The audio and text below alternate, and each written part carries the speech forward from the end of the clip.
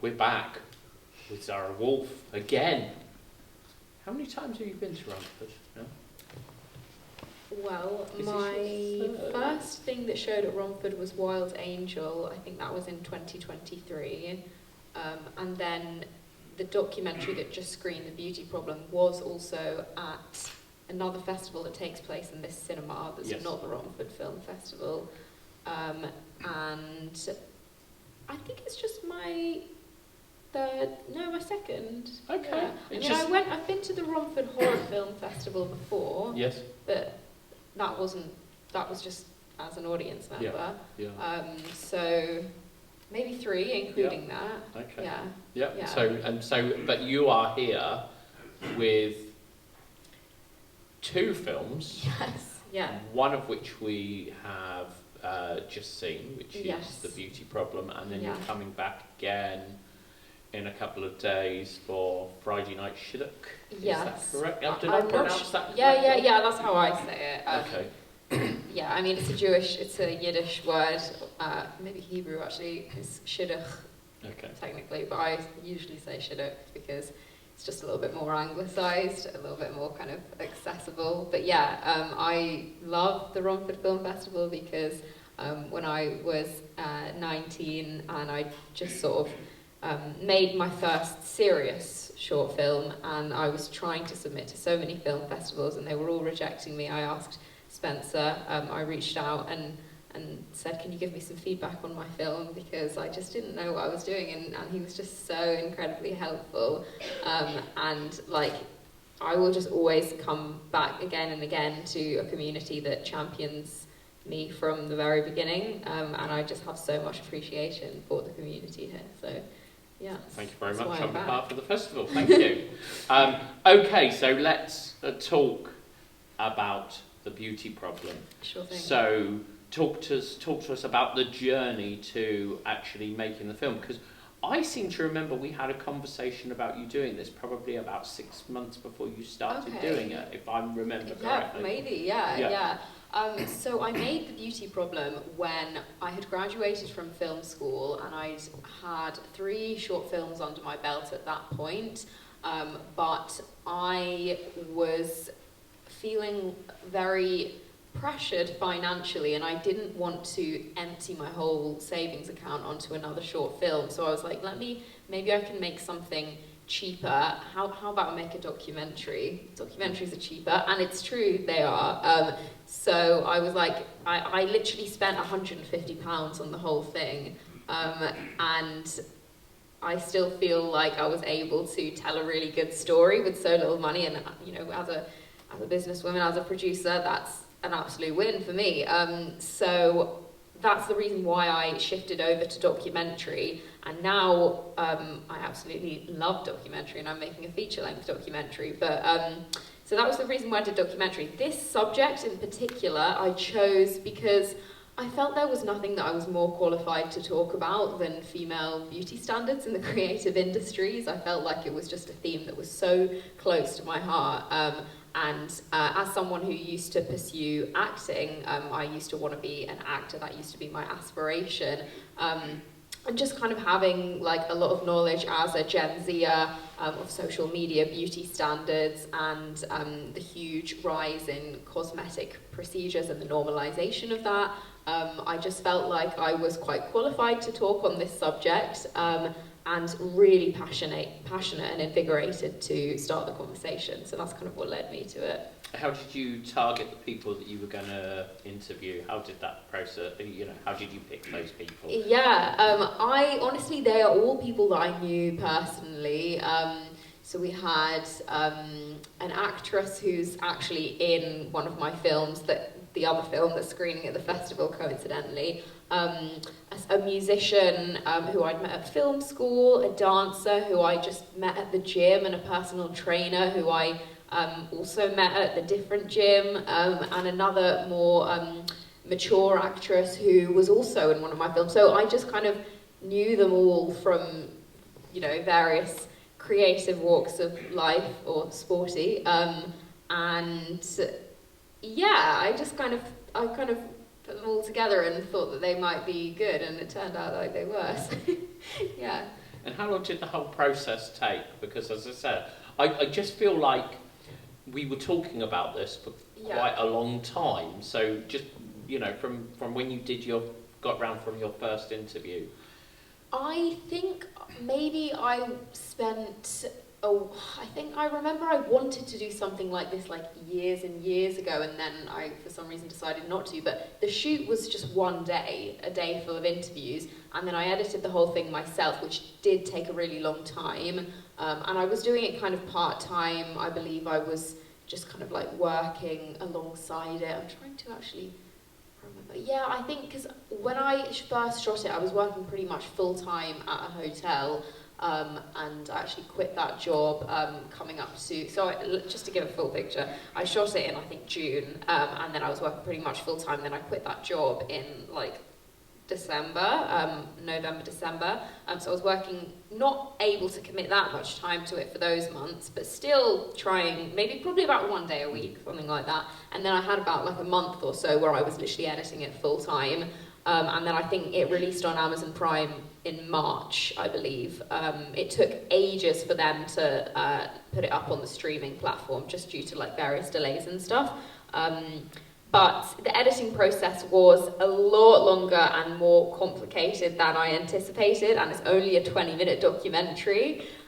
So it was definitely long, because with documentary editing, like as the person before me touched on, Timothy, I think your name is, it's unscripted, obviously, so you're crafting the story from scratch in the edit, so that's kind of the thing that I love about documentary, but yeah, it's a long process.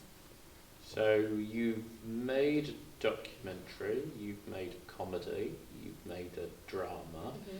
Which has been your favourite to work on, and I appreciate you said that you're now working on a feature doc, which is, where's your journey taking you next, do you think? Okay, I'll answer the first question first and then the next one. Yep. Yeah, okay. Favourite one to work on?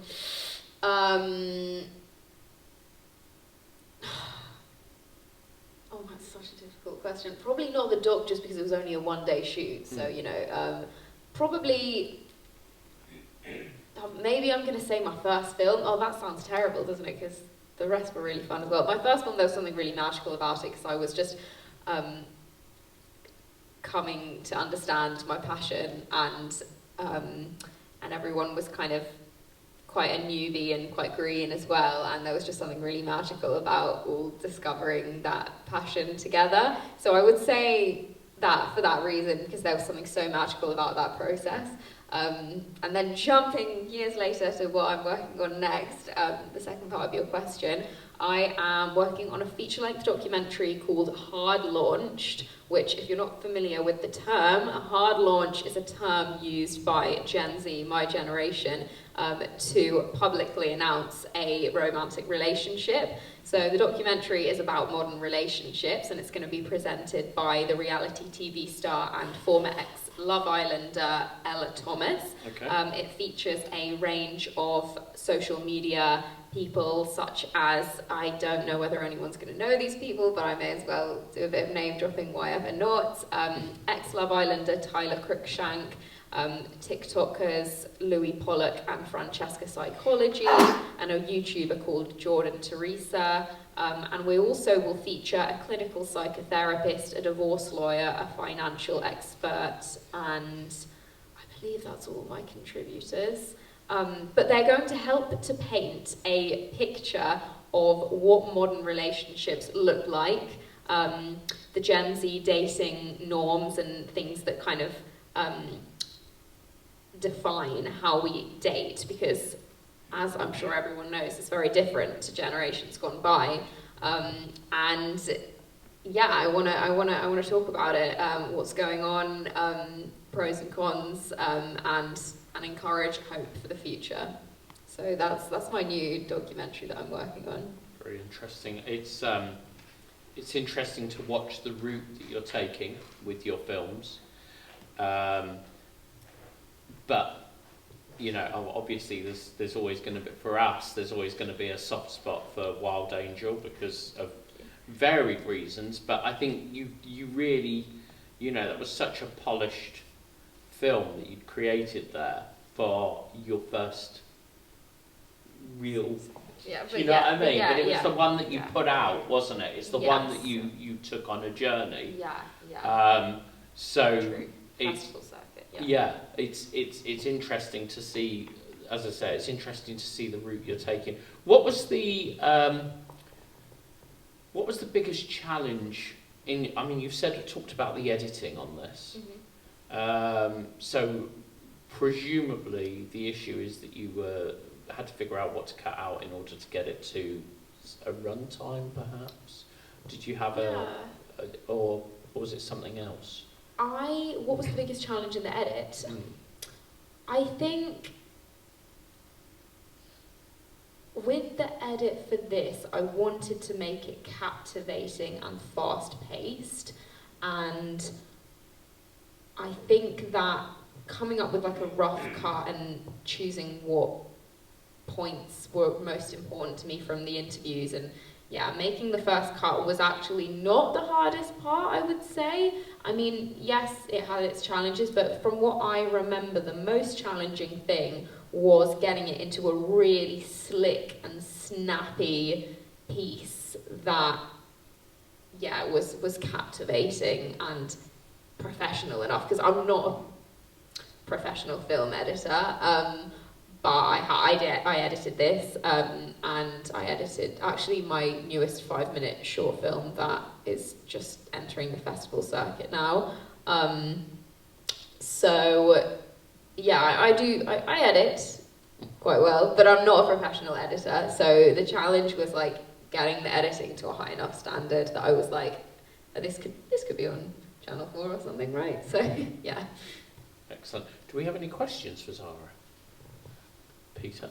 You have to be in a different headspace for when you make narratives or when you make documentary. Is there an approach that is different in your mind? Headspace. Yes, I think they're so different because the preparation process is so different. Obviously, with like narrative, the casting process is so different. That's such a difficult question. A different headspace. I mean, I have less time that I've spent on a documentary film set because the one that I've already shot, it was just one day. So I've spent more time, I would say, on sets of narrative films. But in terms of like the pre-production process, I suppose I could say in terms of a different headspace that I would be more confident in the pre-production for documentary rather than narrative, and that's because I think there is so much power in pushing a theme that you're passionate about and you believe is important, so I feel perhaps less kind of nervous about like, oh dear, like what is this film festival going to say about this film, or like are people going to like it, are people going to like the style. I kind of have more confidence in like I'm actually just making a film about something that I care about, so watch it or don't watch it, like it or don't like it, but this is my opinion and that's it. So I guess more confident. So, forgive me, we classify you as a young filmmaker. No, that's good. I'm happy about that. So, with a few years of filmmaking under your belt, what message would you give to a 19-year-old that was going out and making a film now? What lessons have you learned, and what guidance would you give them? Yeah. Well, everything is, I have to say, my opinion. So some people will disagree with my opinion. But I found that if you're completely new, don't try and waste your time getting funding from other people. Just get a job as a waitress or a nanny or whatever you want and save up a little bit of money and just spend it on your film, because I feel like it's better. That's my opinion for that. And then my second My second piece of advice would be like, it's very cringy, but I always say this, it's kind of like my defining piece of advice. You just can't give up. Like, there's going to be times where you feel like, oh my god, what am I doing? Who do I think I am trying to be a filmmaker? Like, what is this? But you can't give up, because if you give up, then it's never going to happen, and you're never going to get your dreams, and you're never going to make a success. So you have to keep going, and have those people who support you through the times when you doubt yourself, and just keep working on your next project, and yeah, just keep going. That's what I have to say. I think it's good that you always invest in your own product rather than expecting someone else to do it for you, which is an admirable trait of someone with the greatest respect of your age, you know, because we talk to people all the time and it's like, oh, how do I get someone to fund my film? Yeah. You know, like, don't try. How do you get someone... For your first few films, no one is going to want to give you money to make a film when you've got nothing under your belt. Yeah. Like, they're just, like, maybe your family or something, like, whatever financial background people come from, but, like, for me, the best route was just always self-funding. Up until my last short film, which I haven't actually, I think it will be maybe next year at Romford, but it's a 5-minute short film, and I was able to actually get £2,000 in private investment, which was a really huge win, and really, I was so grateful, because I think it's because I had some stuff under my belt already, and also I had a couple of notable talents in the lead role. I had a BAFTA-nominated actress and an actress who's in The Rings of Power. So their names are Charlotte McBurney and Markella Kavanagh, and they're both very notable talents. So I think that was able to help get the investment as well. So I suppose another piece of advice would be shoot for the stars and be a bit delulu about it. So send your, like, try and get really up-and-coming actors and crew members in your project. Work with the most talented people you can. You know, you can send someone a script and they might not like it, and that's fine, but at least you tried. Like, try and collaborate with, like, the most talented people that you can. And yeah, and word your emails professionally so that you can, so that they can trust that you know what you're talking about. So yeah. Excellent. Any other questions for Zara? Okay, come on then. Hey.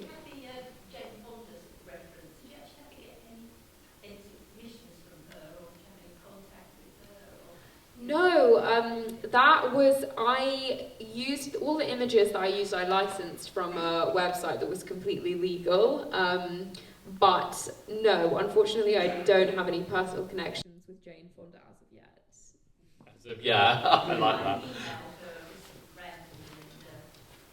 I think, so the permission would be probably, like, when a star agrees to have a photo taken of them in the public, the ownership of that photo is usually with the photographer.